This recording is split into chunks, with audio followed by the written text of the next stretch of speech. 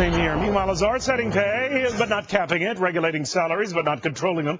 Very hot topic in the Capitol today. But every time the White House tries to explain what its new compensation master or salary sultan or whatever they're calling it will be doing, it takes great pains to say what one Ken Feinberg will not be doing.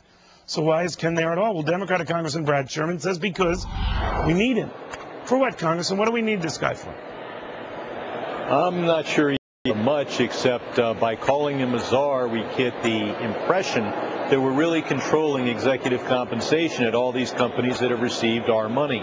The fact is, I don't think there's going to be effective caps, and the czar is only focusing on about 7 companies out of the 100 that have received huge infusions of cash.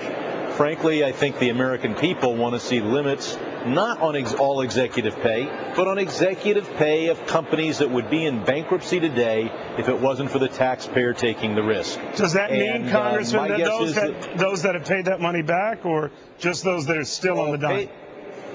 Give us back the money, and you get your freedom. Do whatever you want after that, subject, of course, to soundness regulation. But it sounds like you would be erring on the side of caps, where the administration is saying no.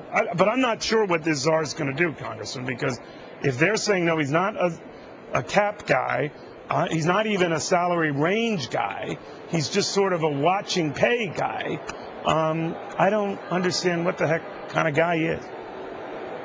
At a minimum, if somebody gets a contract that says you get $1 million bonus if you screw up the company, he'd probably invalidate that kind of contract. But in terms of a contract that says you get a $2 million salary and a $2 million bonus, I would suspect that would go forward. I think the American people want capitalism, but if we're going to have socialism for some companies, they don't want capitalism for the executives of those companies. Congressman, I should just mention to our folks at home, too, we did call Ken Feinberg's office, but being a czar, you know, he's free not to return any of those calls, and that's exactly what he did. He didn't return a one. But let me ask you, Congressman, to this issue of czars not really accountable to you guys in Congress, just to the president, and obviously not the media, and especially me, and that could be personal, but I don't think it is.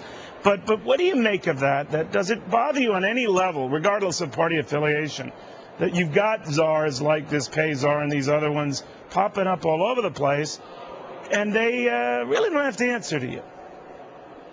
Well, if they change the name to advisor or monitor, then we wouldn't be making such a big deal about it. I think the word czar has been cheapened to the point where there are people raised in Moscow. What word would you have come up with? If not czar, despot, what would you have? I think he's a mere monitor. I don't think he's a czar in any way. See, I think monitor, you know, that's a very good idea. I think monitor would have been a much easier sell. 16 monitors sounds a lot better than 16 czars. You know what I'm saying? Well, what you want to do is create the image that you're doing something really big and really tough. Right. You especially want to do that when you're doing far less than the American people want you to do. And the way to do that is to take your monitor and give him the title czar.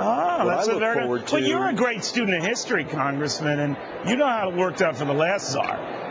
And I know you have influence in Washington. Did you ever tell anyone in the White House, hey, guys, not good, the czar thing?